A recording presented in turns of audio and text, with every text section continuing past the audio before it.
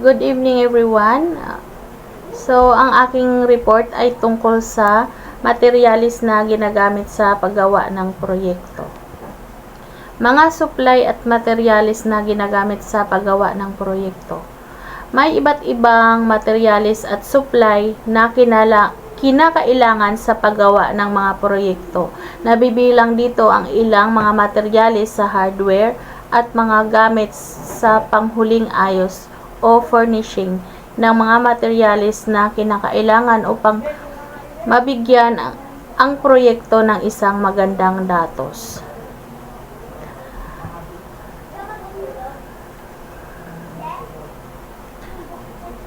Alam naman natin sa paggawa ng proyekto, gawa sa kahoy, mga furnitures, maraming iba't ibang tools and equipment na ginagamit at lahat sila ay may kanya-kanyang gamit. Narito ang ilang mga halimbawang tools na madalas nating nakikita. Una dito ay ang mga tornilyo. Mas nakahihigit ang mga ito sa mga pako sapagkat mas mahusay ang paghawak nito at mas madaling matanggal nang hindi nasisira ang kahoy. Dahil sa spiral na nakapalibot sa screw or tornilyo, mas nagiging makapit ito sa kahoy. Maging sa pagbaon nito sa kahoy ay hindi siya nakakabiyak, kaya mas ginagamit siya ng mga karpentero lalo na sa mga proyektong ginagawa sa kahoy. Pangalawa, mga pako. Ang mga ito ay may iba't ibang laki at hugis at ginagamit sa gawaing construction. Meron dito letter A, mga karaniwang pako. Mayroon ang mga itong makakapal at matitibay na yari at ginagamit para sa mabibigat na gawaing pangkarpentero. Letter B, mga box nail. Ginagamit ang mga ito para sa magagaang construction. Pangalawa, mga pako. Letter C, mga casing nail or pareho ang bigat ng mga ito sa mga box nail, ngunit may maliit na conical head ng mga ito. Letter D, mga finishing nail. Ang mga ito ang pinakamanipis at may pinakamaliit na ulo tulad ng ipanahihiwatig ng pangalan. Ginagamit ang mga ito para sa panghuling ayos tulad ng sa dobleng pagpader, kabinet at gawaing kasangkapan. Pangatlo, mga bisagra. Ginagamit ang mga ito upang pagsamahin ang mga nagagalaw na mga hugpuan tulad ng mga pinto ng bahay at mga pinto ng aparador.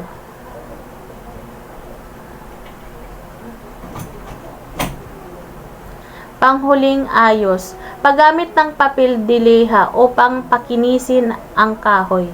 Ang papel de liha ay ginagamit upang gawing makinis ang mga ibabaw, sulok, korba, gilid, at dulo ng kahoy.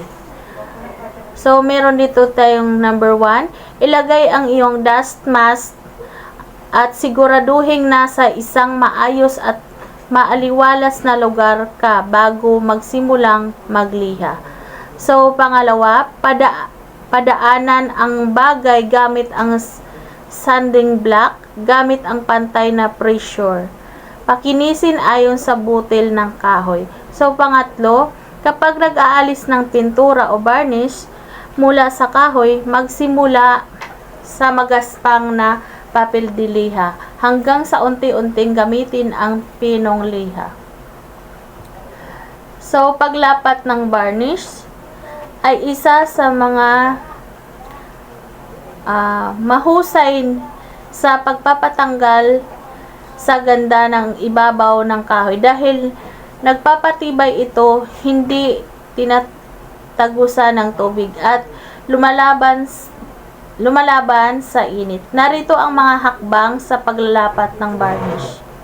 So, una, suriin ang mga ibabaw na nalalagyan ng varnish upang matiyak na wala itong alikabok. Pangalawa, ibuhos ang kaunting varnish sa isang lalagyan.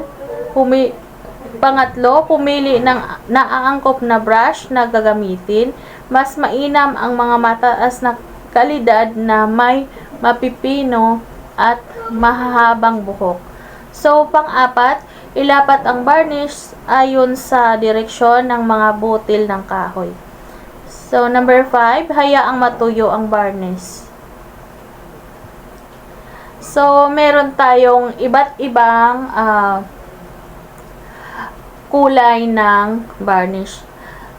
So, halimbawa dito, yung dark light, 109 Colonial Pine. So, dark light, 110 Salim Maple. Dark light, 11 Walnut. Dark light, 113 Fruit Wood. So, iyan lamang sa mga halimbawa sa varnish. So, paglalapat ng kulay. So, meron tayo dito, una, piliin ang mga uri ng pinturang gagamitin. Pangalawa, haluin ng husto ang pintura upang makamit ang wastong timpla. Haluin ito ng thinner. Pangatlo, piliin ang naangkop na brush na gagamitin. Pang-apat, ilapat ang unang patong, hayaan itong matuyo bago ilapat ang pangalawang patong upang makamit ang pantay na panghuling ayos. So, doon sa sa varnish. So, sa paglalapat ng varnish po, so ito yung ginagamit pagkatapos pakinisin ang gawang kahoy. So, gamitan o nilalapatan ng varnish upang mapaganda at maprotektahan ang ganda ng kahoy. Sa gayon, hindi ito kainin ng anay. Isa din yun sa dahilan kung bakit naglalapat ng varnish sa mga proyektong kahoy.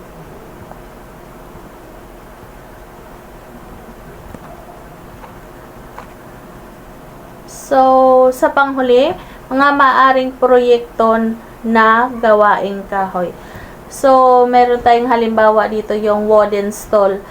So, guys, familiar naman kayo sa wooden stall, di ba?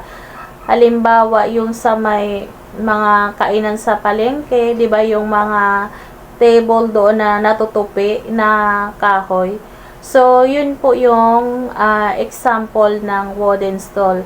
Tapos, yung isa pang halimbawa sa wooden stall ay yung upuan na dito pa siya. So, yun. Pwede siyang sa harap, pwede yun yung harap likod, pwede pag tinutupi mo siya. Yun. Yun lang. Thank you for listening. Doon lang po ang aking report.